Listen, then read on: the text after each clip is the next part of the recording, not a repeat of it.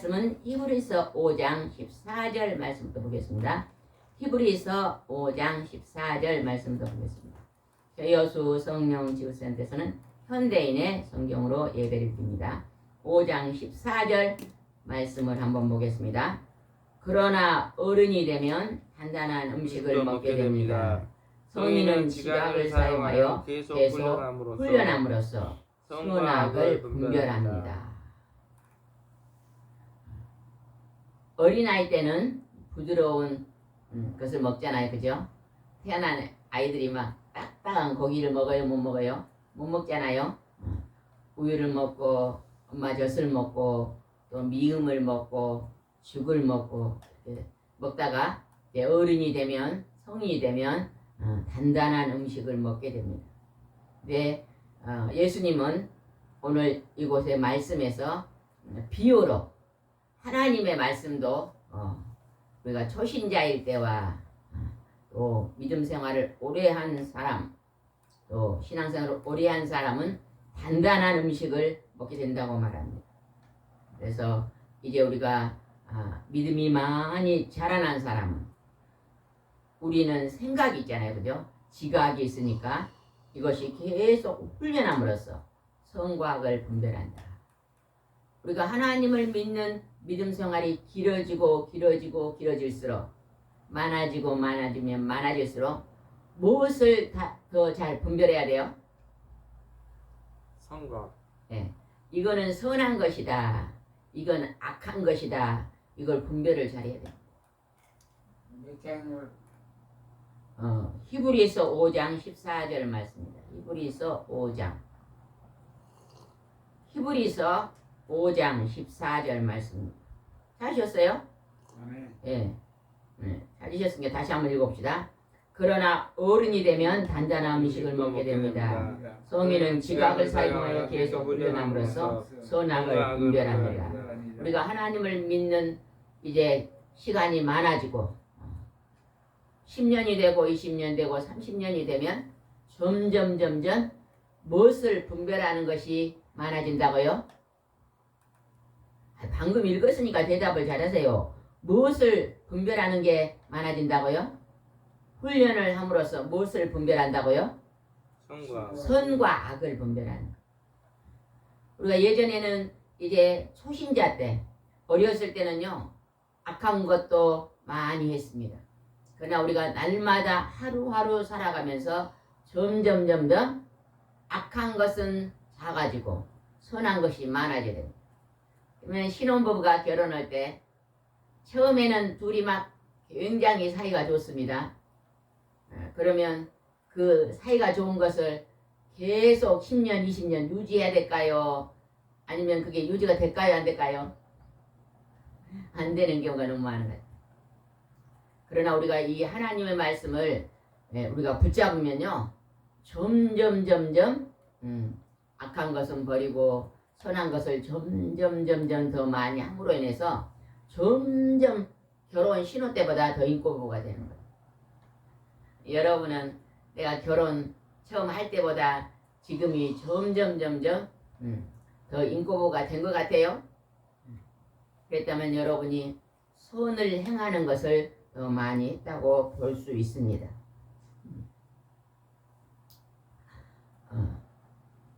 노숙자들 길에서 노숙자들이 많이 있잖아요. 그죠? 길에서 잠을 자고 집도 없고 그런 노숙자들을요 초등학교 5, 6학년들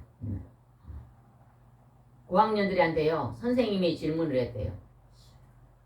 지금 저 길거리에서 노숙하고 있는 노숙자들에게 무엇이 더욱더 필요할까요? 물어봤대요. 여러분한테 물어볼게요. 노숙자들은 뭐가 제일 필요할 것 같아요?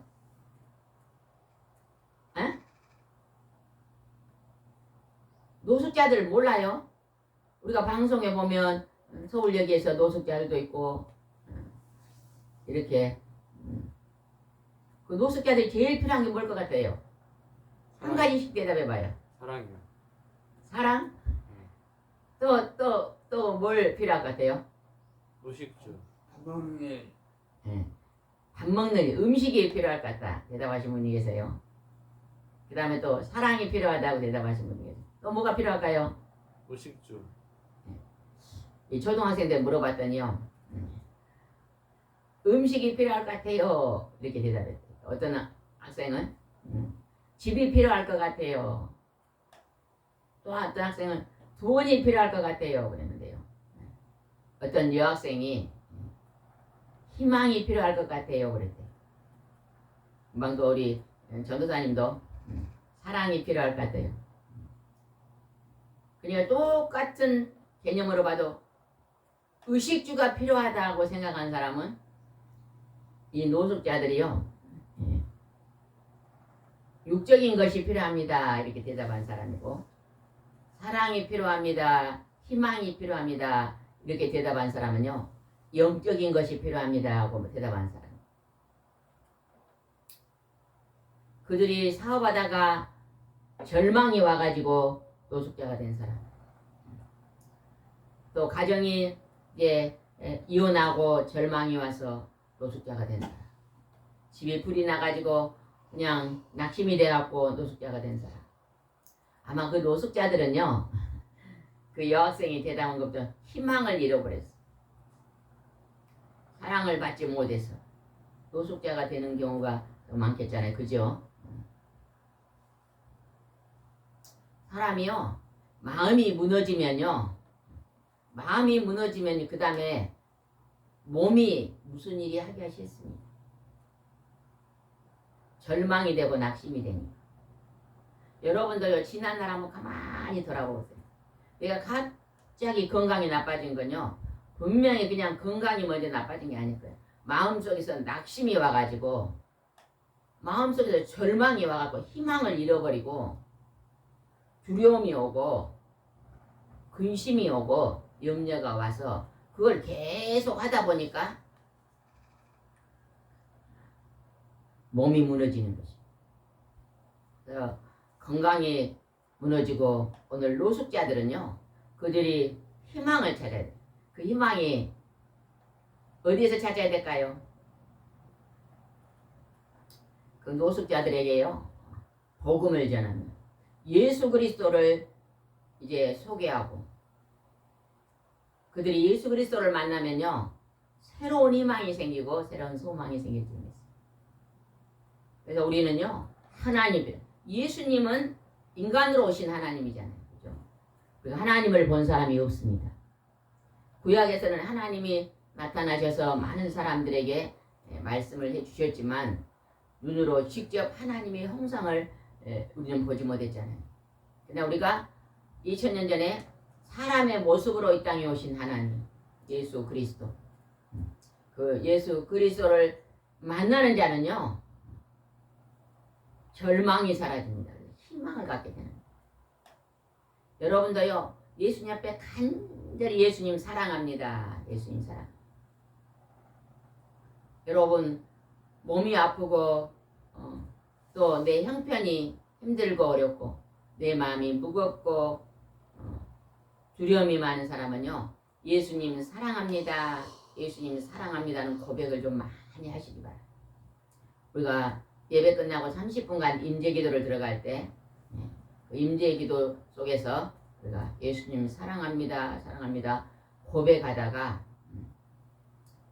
근심되는 일이 그리 큰 일이 갑자기 그것이 작아지고 하나님이 함께 하시니 이건 능히 이길 수 있겠구나 하는 소망이 생깁니다. 그래서 우리가 다시 넘어진 자세에 일어설 수 있는 것입니다. 6장 1절 한번 읽어봅시다. 6장 1절입니다. 그러므로 그리스도에 대한 초보적인 교훈에서 떠납시다. 죽음에 이르게 하시는 행위를 회개하는 일과 하나님을 믿는 신앙과 세례와 안수와 죽은 자의 부활과 영원한 심판에 관한 교훈의 기초를 다시 닦지 말고 성숙한대로 나아갑시다. 초보적인 교훈이 뭐예요? 악을 행하는 자리에 자주 나가는 것이요. 이게 초보적인 신앙입니다. 이건 악한 것이나 부모를 늘 거역했던 자녀가요. 아 이거는 악한 것이구나 깨닫고요. 이제는 할 수만 있다면 부모님의 말씀에 순종을 많이 해야지. 내가 어떻게 하면 우리 부모님이 기뻐하실까? 내가 이 일을 하면 우리 부모님이 싫어하시더라. 어려서요. 초등학교 다닐 때는 애들이요 막 아이스크림 사탕을 너무 좋아합니다. 근데 그걸 지나치게 먹으면 부모님이요. 너 그거 너무 지나치게 먹으면 안 된다. 설탕이니까. 몸에 해롭다. 이도 썩고 그걸 너무 먹는 걸 습관화들이면요. 어른 되면요. 가지가지 질병이 오잖아요. 그러니까 그걸 막습니다. 절제를 시키잖아요. 그러면요. 아 우리 부모님이 왜 이걸 못 먹게 하나 몸에 좋지 않는 거구나 하고 딱 알아듣고요. 좀씩 줄이면 좋을 텐데 아이고 이보다 더 맛있는 거 있는데 왜 우리 부모님은 이걸 못 먹게 하고 그냥 있을 때는 안 먹고 없는 데서 살짝 먹고 그러다 보면 큰 병이 생기죠. 근데 이게 부모님의 말씀을 거역하는 것은 악한 것이라고 생각하면요. 우리 부모님은 뭘 좋아하더라 생각하고 실천하게 되는 거예요. 하나님이요. 자연에서 주신 것은 다 좋아요. 그렇죠? 이제 독초도 있지만 하나님이 자연에서 주신 음식이요. 오이도 하나님이 주신 거고 토마토도 하나님 주신 거죠. 인체에 해가 없습니다. 얼마나 좋아요. 그죠? 우리 사람들이 그것을 가공해서 만드는 데는요. 여러 가지 또 첨가물이 들어가서 몸에 해롭지 않대. 가공품에는 또 뭘 첨가해요? 방부제를 넣어야지 썩지 않기 위해서. 여러분 할 수만 있다면요. 자연 식품 그대로 드시는 게 참 좋습니다. 어린아이들한테요. 부모님이요. 자연식품을 먹이면 얼마나 좋겠어요? 가공식품을 요즘 부모님들은 바쁘다는 핑계로 많이 먹이는데 그게 건강에 좋지 않습니다. 그래서 우리는 이제 초보적인 악을 행하는 자, 불순종하는 그런 자리에서 벗어나서 선을 따르는 자리에 더 많이 나아가야 될 줄 믿습니다. 여기에 보니까 죽음에 이르게 하는 행위.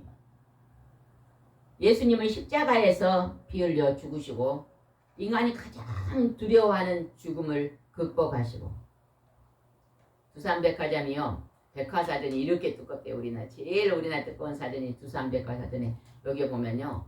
예수 그리스도를 치면 죽었다가 3일 만에 다시 부활하셨다고 써져 있대요.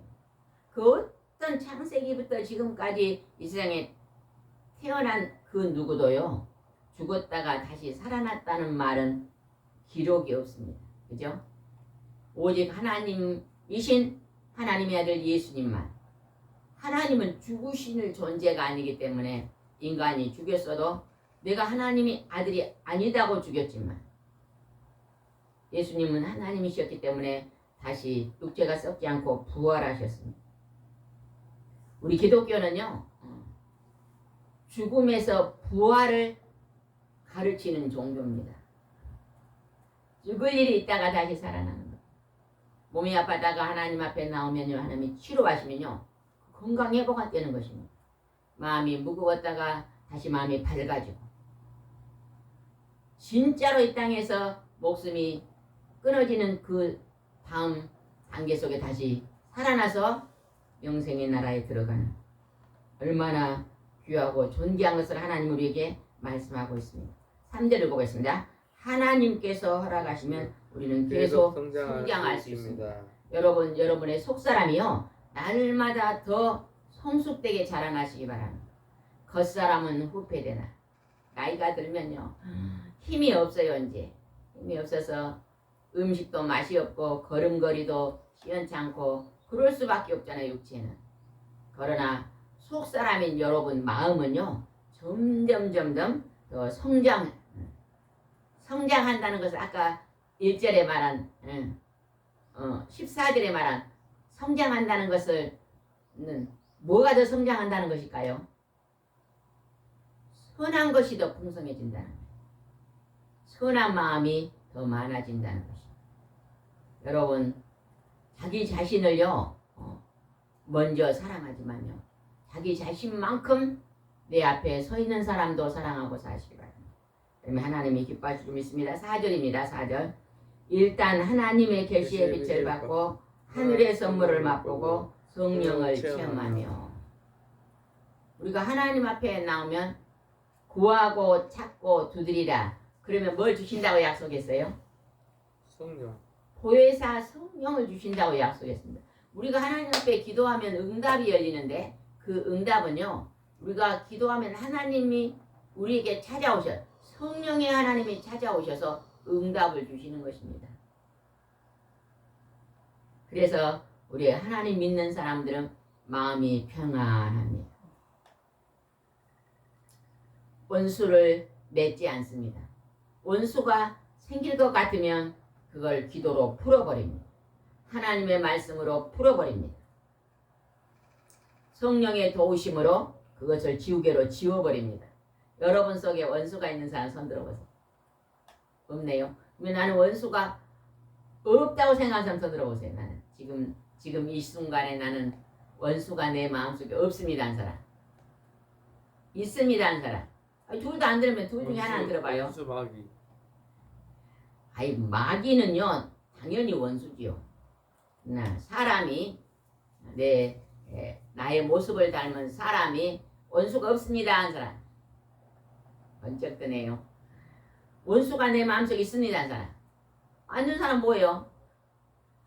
다시 한번. 나는 사람이 원수가 없습니다 한 사람. 그분은 하나님 말씀을 순종한 천국 백성입니다. 사람을 원수 맺는 사람은 절대 천국에 아직 반반이요. 세상에 한 발, 하나님께 한 발. 나한테 그렇게 잘못했는데 그 원수를 어떻게 내가 용서해요? 그럼 그 사람은 하나님 앞에 용서 못 받죠. 자기 죄도. 내가 누군가의 작은 허물을 용서해야만 내가 생각하는 아주 큰 죄인이라는 사람의 죄를 용서해야만 하나님은 그거보다 수천 배 내 죄를 용서해서 천국으로 들어가는 거예요. 맞습니까? 드립니다. 맞죠? 이게 이해됐으면 다시 한번 질문합니다. 나는 사람은 이 땅에 원수가 없습니다 한 사람 손 들어보세요. 나는 아직 사람이 이 땅에 원수가 있습니다 한 사람 손 들어보세요. 아직도 손을 안 들고 있네요. 그런 분들은 더 깊이 하나님 말씀을 묵상해야 될 줄 믿습니다. 그 다음에 한번 5절 한번 봅시다. 5절. 하나님의 좋은 말씀과 내세의 능력을 맛본 사람이 타락하게 되면 두 번 다시 회개할 필요 없습니다. 이것은 하나님의 아들을 다시 십자가에 못 박아 공경연하게 수치를 당하게 하는 행위가 되기 때문입니다. 하나님을 성령을 체험 하나님을 믿게 되었는데 그 다음에 하나님을 타락했다 그 말은 하나님을 떠나버리고 하나님을 배척하게 되면요 그는 다시 하나님께 돌아올 수가 없다는 것이죠. 우리 하나님 잘 믿다가 어느 하나님 떠나버린 사람 있잖아요. 주일 성수 잘 하다가 이제 주일을 중지하고 하나님 말씀을 믿다가 그 다음에 하나님을 배척하고 이런 사람은 타락한다. 우리는요 믿음 생활 하나님을 믿는 믿음 생활은요 점점 더 좋아져야 돼요. 하나님 앞에 점점 가까워져야 돼요. 언제까지 우리가 믿음 생활을 잘해야 돼요? 언제까지 해야 될까요? 천국에 들어가기 전까지. 내가 이 땅에서 내 목숨이 끊어지는 그 순간까지 하나님을 잘 믿어야 돼요. 예전에 잘 믿다가 지금은 타락해서 떠나버렸다면요 회개해야 됩니다. 다시 돌아와야 돼요. 잘 다니다가 중간에 그만둔 분들이 많아요. 또 잘 하나님 믿다가 이단에 빠진 사람도 있더라고. 이단에 잘못된 대로 빠져서 타락해버린 사람. 우리는 끝까지 하나님과 그 아들 예수님과 성령의 하나님을 잘 믿어야 될 줄 믿습니다. 7절 보겠습니다. 땅이 자주 비를 내리는 흡수하여 농부에게 유익한 채소를 내면 하나님의 복을 받습니다. 이 세상이요 식물이 잘 자라려면 비가 내려야 됩니다. 하나님이 비를 주시면요 농부가 유익한 채소를 많이 거둬서 하나님께 복을 받는 것입니다. 우리 한국은요 너무너무 복받은 땅인 것 같아요. 그죠? 봄도 있고 여름도 있고 가을도 있고. 여러분 여름에 덥다고요 절대 불평하지 마세요. 겨울에 춥다고요 절대 불평하지 마세요. 감사를 하세요. 하나님 봄에는요 막 봄비가 내려가지고 이 새싹 좀 봐보세요. 파란 초록색이 얼마나 좋아요. 자연을 보면서 감사하시기 바랍니다. 여름이 없으면요 벼가 익지가 않아요. 여러분 쌀밥 먹어요 안 먹어요? 여러분 쌀밥 먹잖아요. 그 쌀이요 뜨겁지 않으면 익지가 않습니다. 곡식이. 여름이 얼마나 감사합니다. 여름이 덥다고 여름 없다고 하나님 내가 막 여름이 없으면 더워요 불평하면 하나님 여름을 딱 지어버리면요 쌀밥 먹기 힘듭니다. 여러분 아침에 밥을 드셨다면요 여름도 감사하시기 바랍니다. 가을에는 곡식을 거두잖아요. 그죠? 하나님이 거둡니다. 겨울에는 땅을 좀 쉬게 만들잖아요. 내년에 또 다시 곡식을 거둘 수 있도록.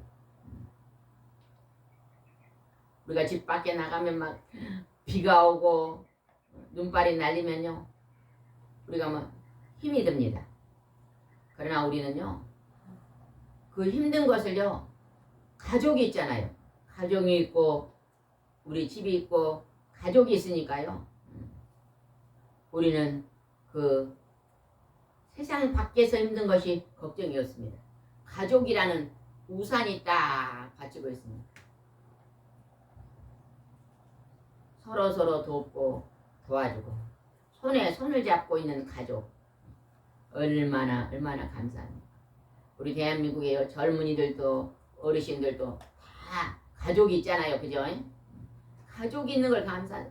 여러분 가족하고 일주일에 한 번 정도는요 서로 먼 데 있어도요 요즘 전화도 있잖아요. 한 번씩 전화로 통화하고 잘 있는지 안부도 묻고 그냥 전화를 하고 오랜만에 하고 꾸중하는 소리는 하지 마세요. 힘든데 잘 있냐 건강히 잘 있냐 늘 선을 행하고 살아라 이런 좋은 말만 상대방이 들어서 기분 좋은 말만 전달하고 교제하면요 참 좋은 관계가 생깁니다. 내 막 잘못을 지적하고 내 그것을 못하냐 내 그렇게 사냐 하고요 지적하면요 좋아할 사람 없습니다. 지적하는 건 비판의 소리거든요. 칭찬하는 것은 다른 사람을 세워주는 것이기 때문에 우리는 늘 다른 사람을 세워주면서 성령 충만한 삶을 살아야 될 줄 믿습니다. 8절입니다. 8절.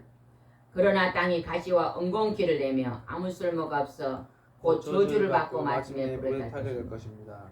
여기서 땅이 가시와 엉겅퀴를 내면 쓸모없다 그랬잖아요.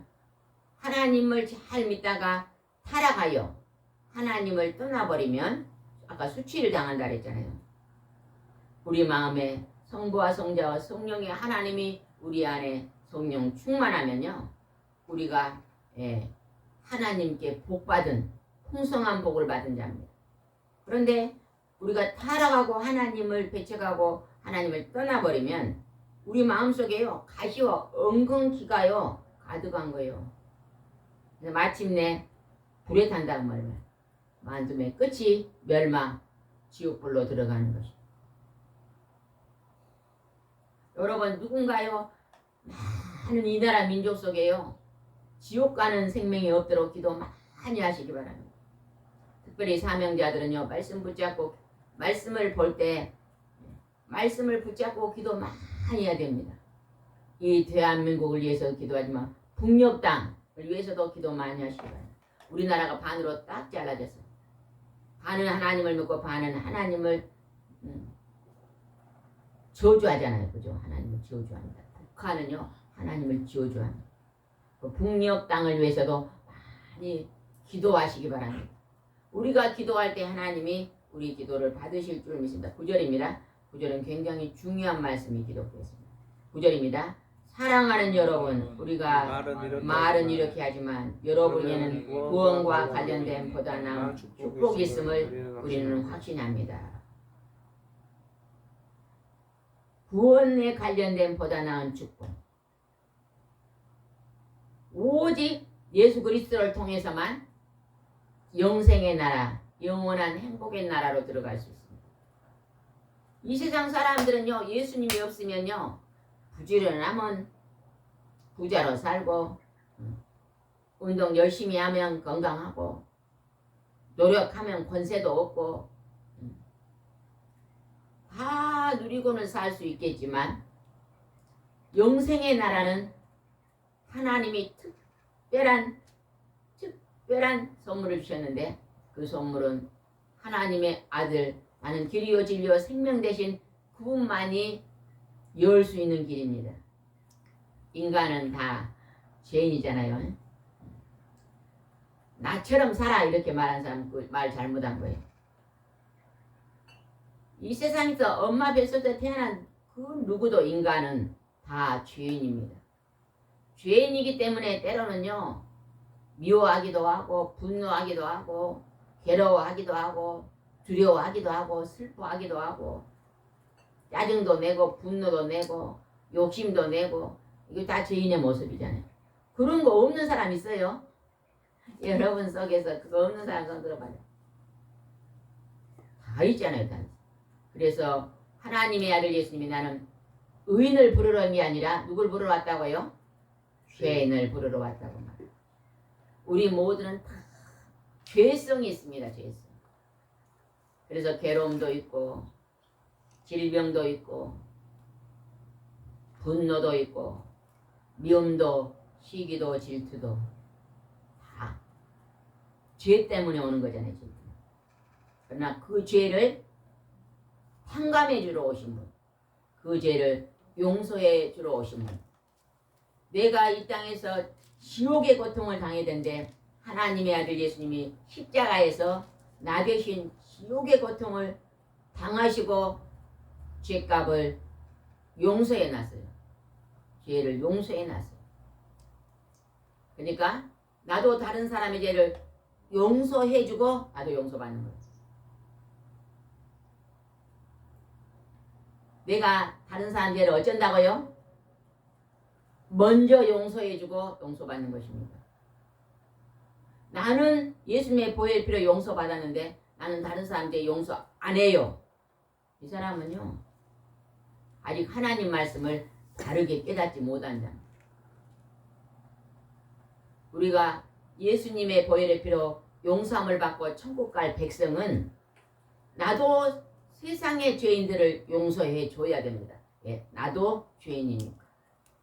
맞습니까? 들립니까? 에? 맞아요.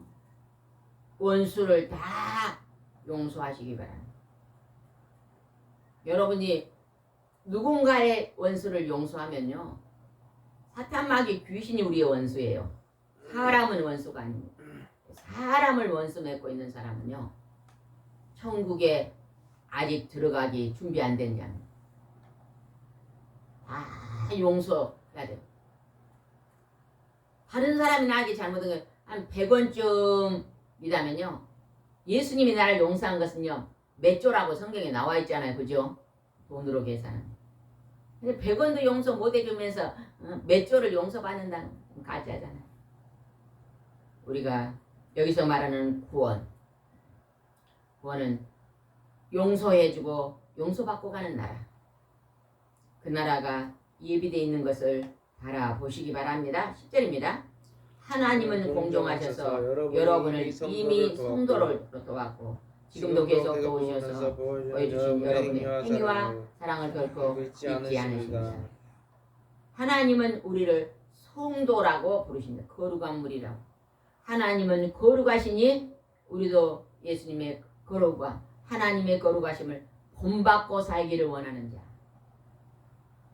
그래서 거룩하지 못한 행동이 내가 했다면 즉각 깨닫고 회개하고 돌이키고 다시 거룩한 행동으로 나가기를 노력하고 힘쓰고 하나님의 도우심 하나님, 성령의 하나님 나를 도우셔서 내가 거룩함에 닮아가게 해주시라고 늘 기도해야 될 줄입니다. 속사람이 거룩해져야 될 줄. 11절입니다. 우리는 여러분이 이와 같이 열심으로 희망에 대한 확신은 끝까지 간직하기를 바랍니다.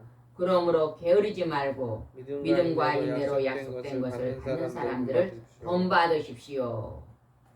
게으르지 말라고 하나님 말해요. 부지런하시기 바랍니다. 어제도 우리 설교했지만 너희들이 무슨 일을 하든지 사람에게 하듯 하지 말고 하나님께 하듯 성실함으로 하라 그러잖아요. 성실한 사람은 게으른 사람이 아닙니다. 그래서 시간을요 아끼시기 바랍니다. 자기 자신을 위해서도 시간을 투자하고 이웃을 위해서도 투자하고 나라를 위해서도 시간을 투자하고 가족을 위해서도 투자하고 친구를 위해서도 투자하고 꽃나무를 위해서도 투자하고 과일나무를 위해서 투자하고 강아지를 위해서 투자하고 여러분이 부지런함으로 여러분 곁에 있는 모든 것들을 잘 보살피고 도우시면서 오늘도 감사하며 기뻐하며 행복한 삶을 사시기 바랍니다. 기도드리겠습니다. 좋으신 하나님 아버지, 우리의 최고의 선물은 예수 그리스도십니다. 우리의 최고의 희망은 소망은 예수 그리스도십니다.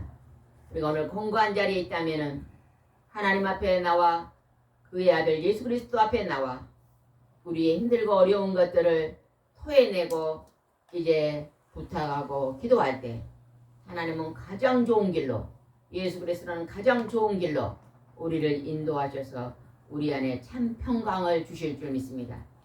원수를 사랑으로 다시 돌아보게 하시며 하나님 아버지 분노를 다시 온유함으로 바꾸어 주시고 괴로움을 다시 기쁨으로 바꾸어 주실 줄 믿사오니 하나님 앞에 오늘도 겸손히 엎드리는 삶을 살 수 있도록 인도해 주시옵소서.